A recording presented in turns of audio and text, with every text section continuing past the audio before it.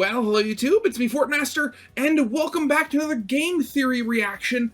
And today's video is, I solved the Hour of Joy, which is, obviously about Poppy Playtime. Which, I mean, did the Hour of Joy need solving? I mean, I'm pretty sure we know what it is now, with all the toys at a single time, all attacked the people of the factory, and either killed them, killed them and dragged their bodies into the basement to use as a food source for the next decade or so. Was there any mystery about that I wasn't unaware of? I mean, I guess you could talk about the whole, like, how did the toys communicate? Like, how did they get the message of the Hour of Joy happening to literally every toy in the factory? Or, like, maybe specifically, like, who thought of the Hour of Joy first? Was it Poppy? Was it the prototype? Which, I mean, thinking back to Chapter 4, I think the way Poppy talked about it, it was the prototype, or at least that's the way it sounded like, that came up with the Hour of Joy. I honestly don't know. So, I mean, this video is definitely going to be a mystery, just to see what they solved about it. So, I mean, yeah, we should probably get this thing started then. So, yeah, of course, as always, original video is linked in the description if you haven't seen it for some reason. Corner video lead to my film theory reaction. And if you like this video or any other video that I make, I'd very much appreciate it if you gave the video a like and subscribe to my channel, because I know how it works. The vast majority of people watching my stuff aren't actually subscribed, and at the time of recording, I only recently passed 4,000 subscribers, and my big milestone for this year that I want to cross is actually 5,000, so I really think it's doable. And, on top of all of that, actually subscribing to me does increase the odds of you seeing my content again if you liked it. So, I mean, all pluses on all sides for there. But yeah, with all that out of the way, let's get this thing started then, shall we? The Hour of Joy was an inside job. You heard me right. Poppy Playtime's biggest and most consequential event didn't just happen because the toys wanted to rebel one day. It all hinged on the help of one employee, and I know exactly who it was. Oh, okay. So that's what they're going with. So, I mean, how much you want to bet that they're going to say that the protagonist was the one human that was responsible for the Hour of Joy because they knew the day that it was going to happen? Okay. Okay. I see where you're going with this. Let's go. Hello, Internet. Welcome to Game Theory, the show that is on this VHS right here. But to watch it, you'll need to hit that subscribe button. Yeah, YouTube snuck in the night and replaced my play button with a subscribe button. Listen, I don't make the rules. Let's just go along with their weird plan for now. I'm sure it won't backfire in any way whatsoever. Today, we're diving, or should I say falling, back down the Bunzo Bunny rabbit hole that is Poppy Playtime Chapter 4. Last time, we focused on how this story is going to end, with us sacrificing ourselves to save everyone, but in the end, we'll actually save no one. The prototype would survive and go on to wreak more havoc on the world. So with that positive outlook, and the fact we can't really look much further forward than that, I wanted to instead look behind us, to the start of the prototype's plan, the Hour of Joy. The Hour of Joy is the moment from this franchise, the moment that separates the lore of Playtime's past from the games we're physically playing. And just like last time, thanks to Chapter 4, we have been given a few very small clarifying details that tell us exactly how the Hour of Joy came to pass. Because while the prototype is incredibly clever, and while the toys are incredibly strong and hungry, it turns out they couldn't pull off this plan on their own. They needed help. They needed someone who would go along with their weird plan, a plan that would almost certainly backfire on them for doing so. Maybe watch your back, theorists. As I've mentioned, in order to look back and figure out an earlier part of the franchise, we need to actually take a closer look at one of the more recent additions to the series and work backwards, because it's not really an indie horror franchise if you're not retroactively adding lore to previous games with new ones. One of the new VHS tapes in Chapter 4 presents us with an image of a character we haven't really seen in a good while, a resource extraction specialist. These guys were the primary characters we played as in Mob Entertainment's spin-off multiplayer game Project Playtime. Playtime. Here's the job. You need to collect toy parts to make a giant toy. Get that giant toy on the train, then leave. Sadly, this game has largely been abandoned by Mob for the last year and a half, which was a shame because it was a lot of fun to play. Has anyone made a fan cam edit of Mommy Longlegs to I Am Your Mother? But more importantly, it was surprisingly useful for lore purposes. The main thing for us was that the toys were running amok around the factory, Which sounded awfully similar to what happened after the Hour of Joy. the big event on August 8th, 1995, where the toys finally rebelled against Playtime Co. and took over the factory. You can see the connection, right? The Hour of Joy happens, the toys take over, and so Leith Pierre, ever the businessman, decides to send these resource extraction specialists into the factory in order to keep their giant toy-making operations alive, leaving them to fight off the giant toys that remained. That is not the really. sequence of events that Not really fight off, it's more run away from, because, fight off implies that, you're attacking them or have in some way, a way of defending yourself. we've believed for a very long time. However, this Chapter 4 VHS tape tells us a slightly different story. You see, these tapes aren't just different colors. They also have their own labels to help us identify them. Things like Break Time, which was the tape with the security guards being on break that we talked about in our last video. Most of them are pretty on the nose, and this resource extraction specialist tape is no different, because on it is a label that reads 93 Theater Incident. If that name doesn't ring a bell, I don't blame you. That was the incident where for some reason, the doctor, he let the theater ignite in flames, and then that's the exciting incident of, the rest of the higher-ups deciding, hey, we need to get rid of this guy. Only recently learnt about it during the Chapter 4 ARG. Man, Bob really did just hide all of their lore in this thing, hoping people would solve it and pay attention, rather than putting it somewhere like, oh, I don't know, in the actual game? I don't know what you're smirking at, FNAF. They learnt this from you. Who taught you how to do this stuff? You, alright? I learned it by watching you. Anyway, Yeah, that is one of the flaws when it comes to a lot of, it is kind of one of the flaws with FNAF and Poppy Playtime. Just, put the lore in the actual game, please, where everybody can get to it. ARGs aren't going to stick around forever. where was I? Oh yeah, the theater incident. As the name suggests, the incident took place in the Playtime Co. theater. From what we could tell based on all of the burnt evidence photos we received, it was a fire that broke out and many people died. When the incident was then investigated by Playtime Co.'s private investigator, it was determined that the culprit was none other than Harley Sawyer. These two factors made it seem like a separate incident from the one in Project Playtime. They did both share the theater setting, but the ARG didn't give us any indication that the experiments were involved in the theater incident. Really? Granted, I always assumed they were one and the same just because, theater, fire, rather similar.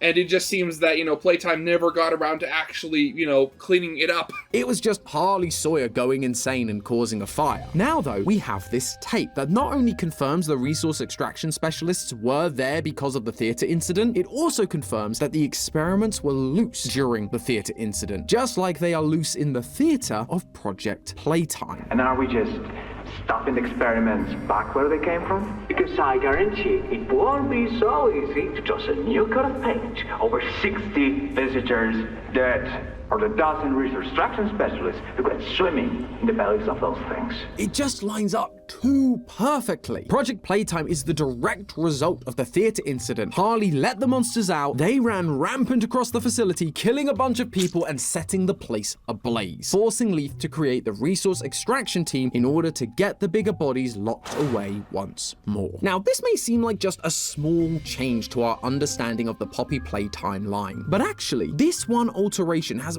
massive ripple effects to other theories we've had over the years. One example is the identity of the player character. Thanks to the orientation notebook, I had theorized that its author, PW, a scientist for Playtime Co., might be the player character. They were able to write about the incident and the extraction specialists. So if the incident was the Hour of Joy, that would mean they had to have survived the Hour of Joy in order to talk about it. But if the resource extraction team was formed after the theater incident, as we we are now being shown, that means PW likely suffered the same fate as their colleagues and didn't survive the Hour of Joy. Therefore, they can't be the player character. Now, there is still a chance that my theory is proven true down the line. We know the player didn't show up for work that day and was likely involved in the experiments due to the hallucinations in Chapter 3, focusing on their regret, and in Chapter 4, playing sounds from the lab at the end of the chapter, the place the experiments were happening.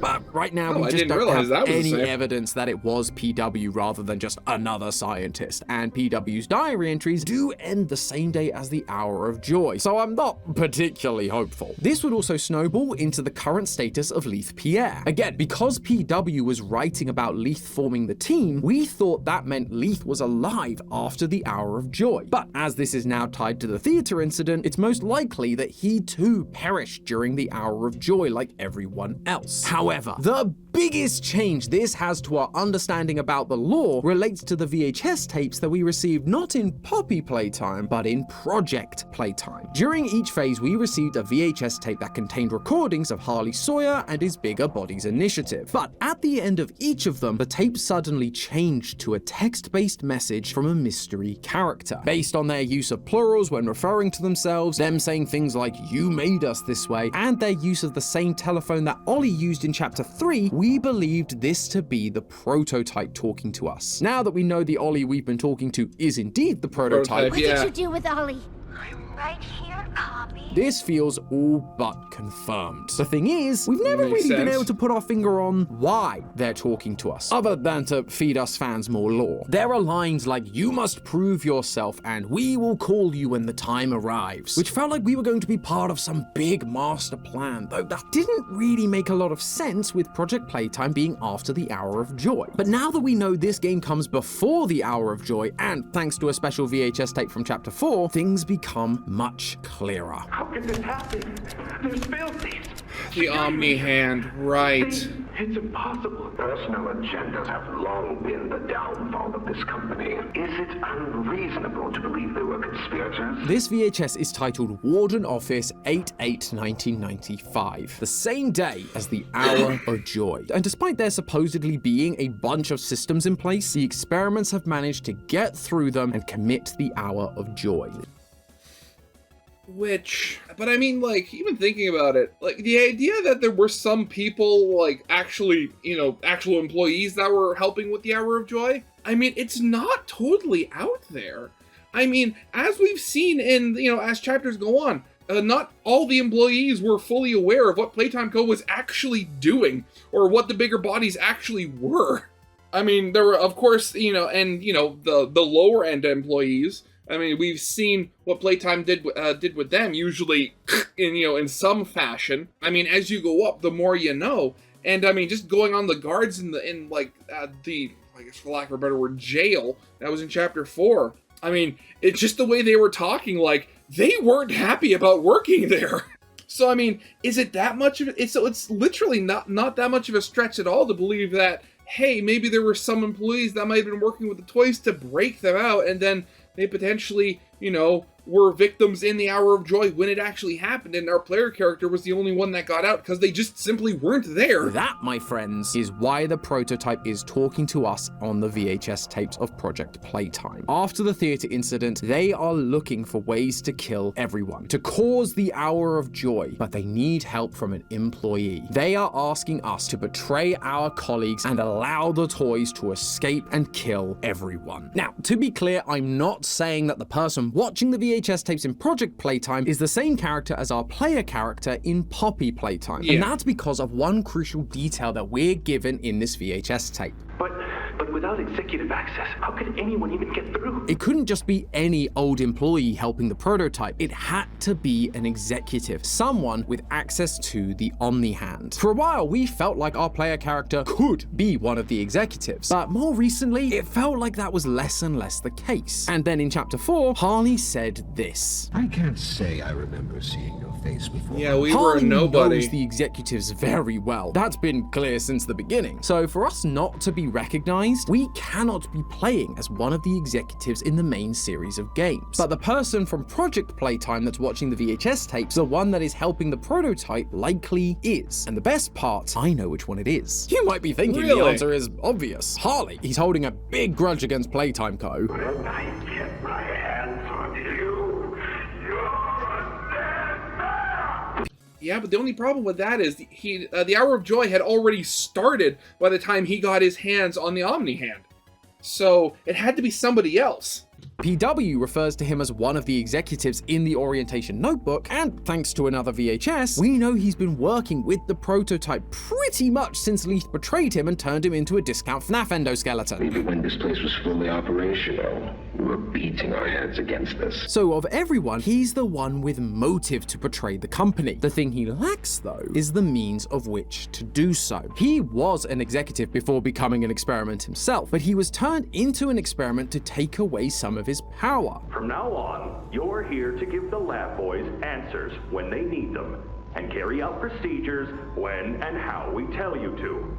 That's it. In that tape with the Warden, he doesn't currently have access to the Omni-Hand, and so is using the Hour of Joy to manipulate the Warden in order to get one for himself. But if it's not him, then who is it? Well, according to the Warden, only 4 people have the executive access necessary to pull off something like this. Leith Pierre, Stella Graber, Eddie Ritterman, and himself. Quick side note, but hey, look, we now know who the 4th slide was back in Chapter 2. With the Warden being the 4th executive, it only makes sense that the 4th slide is his. So, good job, Mob, another minor mystery solved. Although, I have a feeling they didn't give us his name because they realized coming up with a name using the letters they left on the floor doesn't really work, but I digress. With there being only 4 potential suspects, it becomes pretty easy to narrow down which one is our Project Playtime accomplice. It can't be the Warden, as the VHS shows he's pretty scared and confused by the whole ordeal. You know, unless he's just the most incredible liar. But we've already got plenty of those in this series, so I don't think Mob's gonna want to go back to that well too often.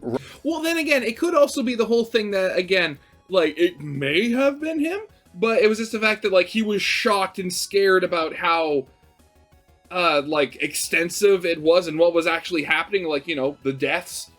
But then again, it was happening before, so that kind of, you know, takes him off the list. Right, Mob? You don't want to go back to that well too often. It's also unlikely to be Leith Pierre, as he's all in on the Bigger Bodies initiative. He'd have no reason to want it to fail. He even keeps the Doctor alive as a computer specifically because he needs him to keep the project alive. So Leith is also off the table. Before Chapter 4, we didn't really know a whole lot about Eddie, but in this chapter, we finally get to hear from the man himself, and he's fun. I'm a businessman, Mr. Silver, and yeah, probably not him either. I get paid to see that things get done, and this, like everything else, will get done. Man, why does the British guy always have to be so unapologetically evil?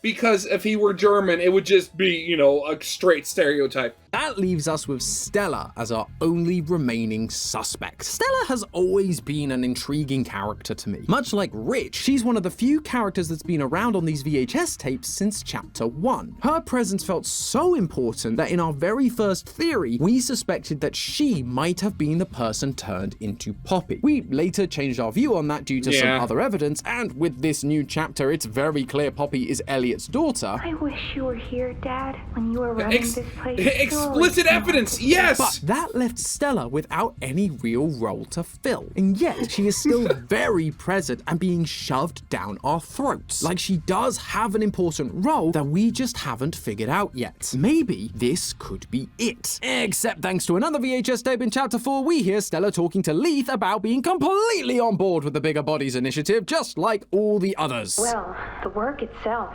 what you've all been able to do, I mean, it's nothing short of a miracle. That's a change I want to help make. And like that, we are out of executives, and Stella's role is once again left unanswered. Or it would be if it weren't for one thing: the timeline. In the Chapter 3 ARG, there was a note about the Bigger Bodies version of Catnap being introduced to Playcare. Stella has written part of that report, so this takes place after her meeting with Leith in the Chapter 4 VHS. And yet, despite saying in the meeting that this is for the greater good, her focus is less on Catnap's effectiveness and more on how the kids were responding.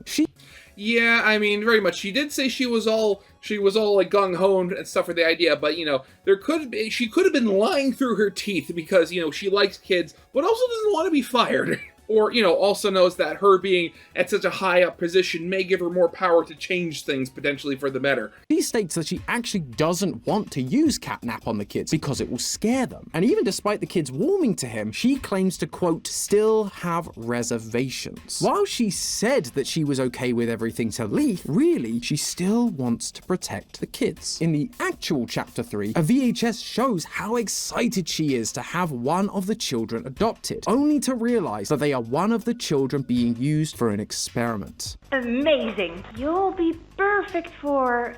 Oh, it appears there's been some complications. The form says testing. You're in charge of all this! How could you not know? I don't. I'm sorry. Now, there is a world where this tape happens just before the one we find in Chapter 4, that this incident is the reason Leith has to tell Stella what's going on. But listen to that clip again and pay attention to Stella's delivery. She says testing as if she knows what it's going to be about. You're in charge of all this! How could you not know? I don't. I'm sorry. That I'm sorry is what does it for me. She spends the conversation saying she doesn't know what's going on or what testing means. But her I'm sorry feels weighty, knowing even. She is the head of Playcare. She should know everything that's going on. And if she didn't, I don't think she'd be keeping her composure quite so well. But she's not panicking or promising to resolve the issue. She just sounds crestfallen, defeated, like she's had the realization that it's another kid she couldn't save. Because she does know what testing means. Then finally, in the Chapter 4 ARG, right after the theater incident, we get one more recording that shows us that Stella, once again, still cares for people. Those poor people. Did we really have to... Did what was necessary, Miss Granger. Of course. Despite supposedly being on side with Leith, she continues to question their violent methods and then stutters when trying to keep her composure. Because if she doesn't, she could end up like those poor people. Word of this doesn't breathe beyond the factory's wall. I've made sure. What we're seeing are the cracks in Stella's armor. She tried to get on board, to see things as Leith did, but she could never really justify Playtime Co.'s actions. The theater incident showed that the progress Leith had promised her wasn't being made. The kids were still becoming monsters, but she also knew there was nothing she could do about it, making her the perfect candidate for the prototype's plan. After the theater incident, Stella went back to her office in the Playcare, and that is when the prototype reached out through the tapes. He asked her to trust him and sent her his iconic Ollie phone to feed her more instructions when the time was right. In the Phase 2 tape, the prototype recognizes that she wants answers from them and promises they will come in time. If Project Playtime hadn't been unceremoniously abandoned, I believe we'd have seen those answers. They would have been the prototype telling Stella exactly what she needed to do and promising her what he'd promised everyone else, that the orphans and the toys would all go free, escaping their horrible fate. All she'd have to do is use her executive access, the Omni Hand, to open the way for the prototype and all the toys to escape. And hearing that there was finally a chance to save the orphans without the wrath of Leith or Eddie coming down on her, I have no doubt that she would have accepted that deal. But as we know, too well at this point, all of that was just another one of the prototype's lies. I thought we were gonna leave the factory. Not this.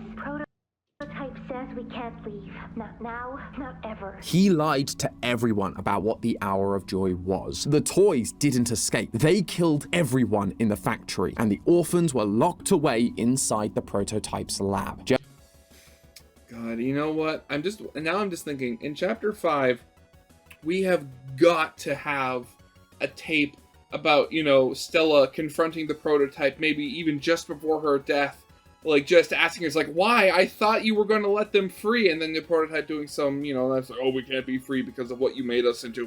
Just like Poppy, just like all the toys, Stella had the rug pulled out from under her. She was tricked. And based on how the prototype was more than willing to punish Poppy when she didn't agree with his motives, he definitely wouldn't have been above killing Stella too once she realized she'd been sold a lie. That being said, I'm not totally sure that's how Stella's story ends. I'll admit, this is a little more on the speculative speculative side. But just like how I've been convinced Rich is going to be way more important to the actual games because he keeps showing up in VHS tapes in every chapter, I'm also convinced that Stella has to be more directly involved with the games rather than just being an off-screen character. I said it before in another video, I can't remember which one specifically, but I'm calling it here. I'm calling that Rich is the player character. Because right now, everything we've seen from him, he's a guy that, like, he cares for his employees, he cares for other people. Like, he fought against upper management and only got like the promotion to where he was, like, in distribution, because somebody else saw the potential of him and made them their successor when they retired. And again, I would very much believe that, like, oh, it's like, he maybe, quite literally, he just called in sick one day, saying, it's like, oh, the guys below me, they'll be able to, survive a couple of days without me being there. And then, one of those few days he was gone was when the Hour of Joy happened. Who knows?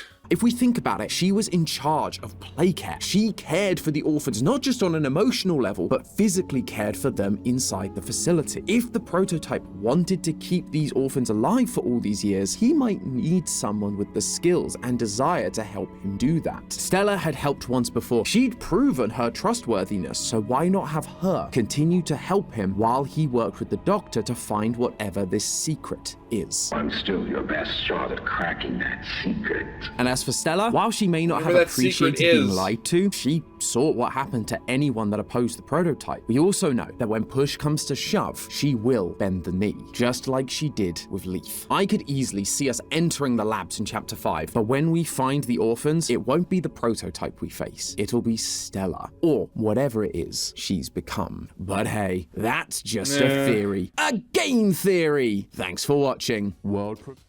God, honestly, at this point, it's funny, because, like, I mean, obviously, like, the comparisons with FNAF are, numerous to be made with Poppy Playtime, but I do love, like, the differences in how they've laid out their lore, where, like, at this point in Poppy Playtime, we have a lot of answers, and we still have a lot of questions, but it doesn't feel like they've gotten to the point where they're adding more questions than answers, and they're actually giving us answers to the questions we've had before.